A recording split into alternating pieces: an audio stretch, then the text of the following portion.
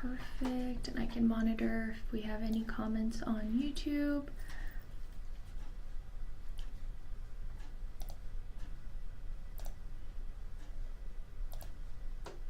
Yes, so hello everyone.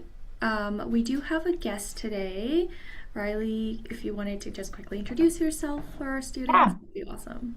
absolutely. Thank you for joining us. My name is Riley Davenport Westergaard, or just Riley Westergaard. I am the Assistant Director for Orientation and Family Programs.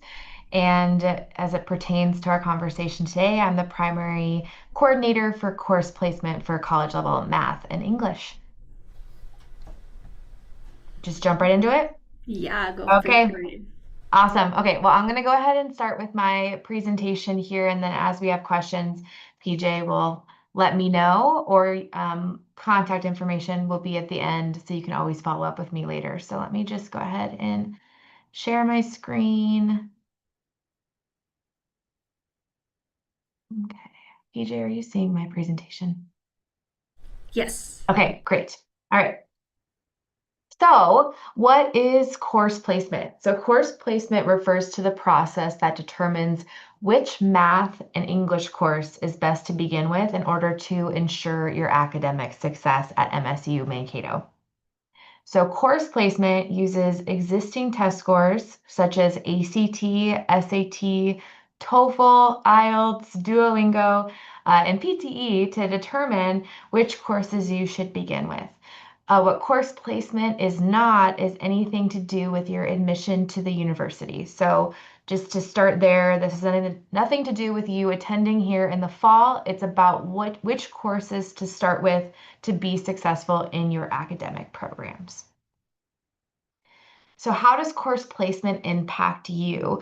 We're going to focus on math because that's a little bit more complex, but academic programs often have different math requirements depending on what you are majoring in. So I have an example on the screen here, computer science. That is very math heavy. So they will recommend that you start with calculus, which we call Math 121, if you have the academic skills already to start with that class. However, if you are majoring in a program such as art, math placement is generally not required. So I would not advise you to take a placement test in that regard. Depending on your area of study, we will evaluate your test scores and determine whether or not an AccuPlacer is needed for course placement. So the AccuPlacer is the exam we use to determine your aptitude in college level math and English. What scores do you need? So each one of our math courses has different prerequisites or has different requirements in order to be able to register for them. So we just talked about Math 121, so I will focus on that. If you have taken the SAT and you scored a 580 or higher on the mathematics subsection, you will have permission to register for Math 121.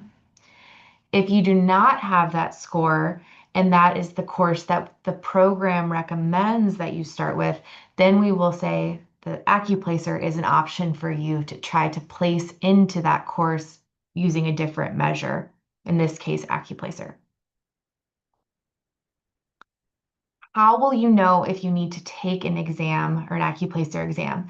We will contact you via your MAV mail, so your university email address. So I'm not sure if you already have done a session on MAV mail or not, but if you haven't, I'm sure you will.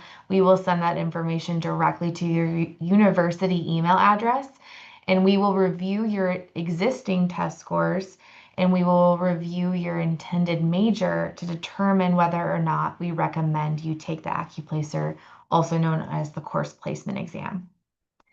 A common question I get is, what score do I need to get to pass the AccuPlacer? There really is no passing and there's no failing the AccuPlacer. This is an aptitude exam.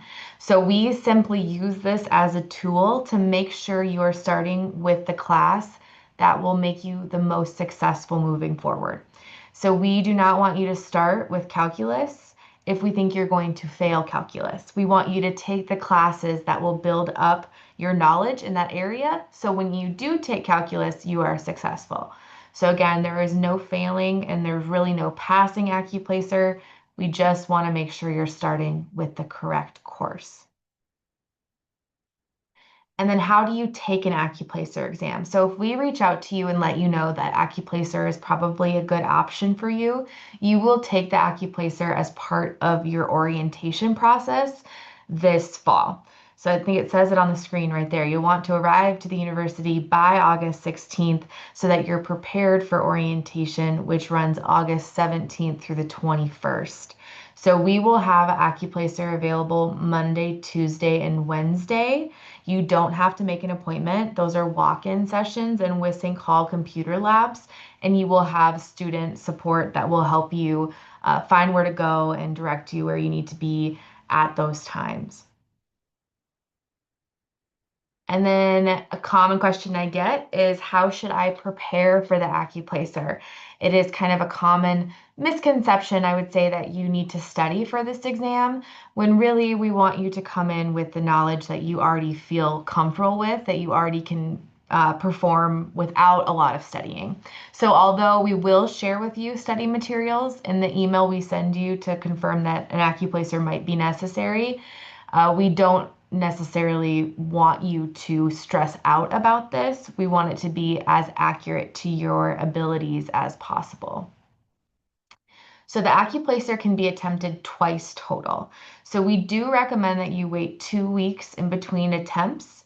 So we will have you take the exam before classes start, and we do recommend that you take that score and register for the classes based on that score. But if you would like to take it again, you can, not within 24 hours, but we do recommend 2 weeks. So we can go over that with you when you arrive to the university. And then it's important to note that AccuPlacer is not available the first week of classes. So you need to make sure that you are taking the AccuPlacer, if necessary, if I reach out to you during that orientation week. So once classes start, you need to be in the class that you need. So we need you to take it before classes start, not the first week of classes. And then if you have questions, I think we'll have time for questions, but I recommend reaching out to us via courseplacement@mnsu.edu. If you have questions about your specific situation, I would be more than happy to look into it and let you know what might be expected of you when you arrive in the fall. So that is a general presentation. I know a lot of you will have varied experiences, transfer credits, all different things. So this is general, but if there are specific questions, I'd be happy to answer them at this time.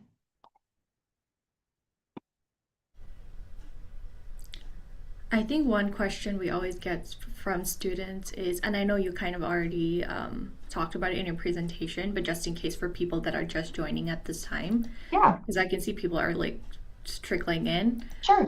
A question that I get a lot in the office is, are there any resources I can look at and study before coming Yeah, to campus?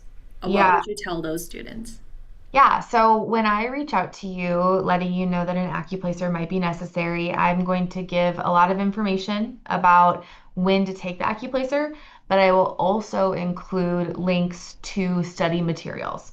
But as I kind of alluded to in the presentation, we do not want you to stress out about studying. We want this to be as natural to you as possible, so that if you are in that class, you are not struggling to keep up with content because you crammed for that one test, right?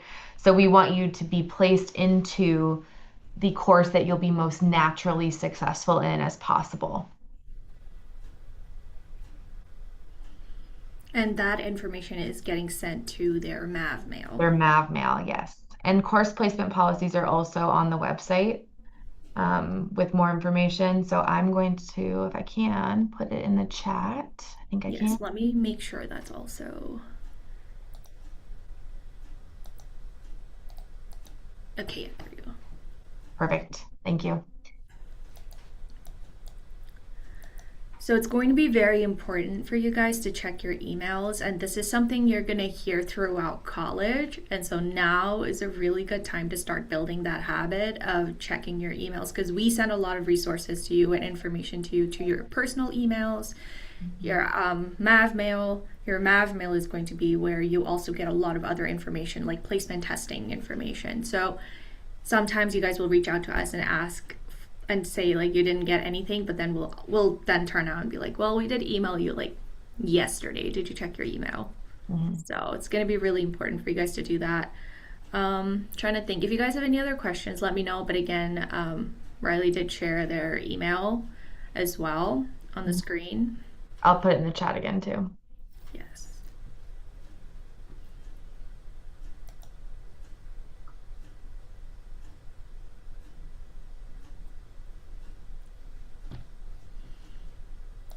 I guess the other thing also that I hear from a lot of students is, well, my friend said that if I just do this, this, and this, then I can get placed into like calculus too. Sure. What Sure. would you Yeah. say? No, that's actually a really great question. I don't think I've gotten that one before, but it's definitely a common experience that I hear. Everyone has such different experiences depending on if they are a transfer student, if they have transfer coursework within the United States, outside of the United States, which country of origin they're coming from, how old their test scores are. Some test scores do expire. So, for example, SAT math scores do expire in 2 years. And so, with anything, I think we always tell students to take it with a grain of salt, to use caution when taking advice from well-intending friends about the experience because everyone has such different experiences. So please do not hesitate to reach out to course placement at mnsu.edu and we will explain some of the nuance of that. Thank you, Riley. Yeah. Well, it doesn't look like students have any questions at this time, so I can give you some time back to you for this morning because it's really early. Yeah. Yeah, and then we will have another placement testing session as well. If you guys check your calendar, the fall 2026 pre-arrival calendar. So if you guys have any questions between now and then, you guys can always bring those questions to that session if you guys are joining that. Absolutely. Awesome. Well, thank Thanks, you so much, DJ. I Riley. appreciate it. Have a good Yeah. day. Bye, Bye, everyone. everyone.